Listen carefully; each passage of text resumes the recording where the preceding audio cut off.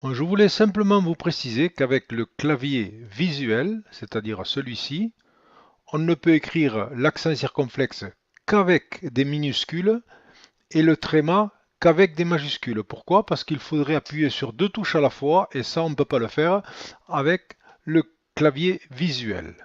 Donc je sélectionne un point et je vais écrire même par exemple, donc j'écris M, je clique sur l'accent circonflexe, j'écris le M, M, E, vous voyez que j'ai bien écrit même. Maintenant je vais écrire la même chose en verrouillant les majuscules. Je vais écrire laïque, L, A, je frappe sur le tréma avant, le I, Q, U, E. Vous voyez, j'ai bien laïque écrit. C'est tout ce que je pourrais faire avec le clavier visuel parce que je ne peux pas appuyer sur deux touches à la fois. Maintenant, je vais faire la même chose avec mon clavier.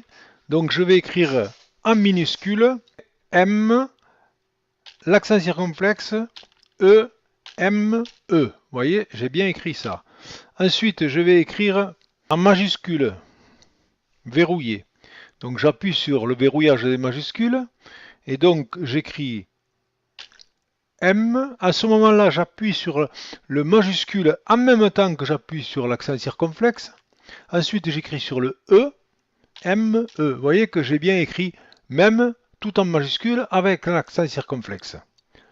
Et ensuite, dernière chose, je vais écrire avec les majuscules toutes seules. Donc en appuyant sur la flèche majuscule, M, je lâche la majuscule, j'appuie sur l'accent circonflexe, je rappuie sur majuscule, j'écris le E, M, E. Voilà, j'ai écrit même avec l'accent circonflexe sur le E majuscule. Je vais à présent vous parler du tréma. Le tréma, c'est les deux points qu'on met sur le E, le I ou le U ou quelquefois le Y quand il s'agit d'un nom propre. Donc là, je démarre ici, mais comme pour éviter la même chose que tout à l'heure, systématiquement, quand on débute une phrase, il s'écrit une majuscule. Même si on a écrit une minuscule au départ, et il s'écrit une majuscule. Donc je vais démarrer par une virgule comme ça et un espace comme ça, je serai tranquille. Bon, donc là, je vais écrire laïque en minuscule. L, A. J'appuie sur la touche des majuscules. J'appuie en même temps sur le tréma. Je fais le I, le Q, U, E. Vous voyez que j'ai écrit laïque. Ça, c'est laïque quand j'écris en minuscule.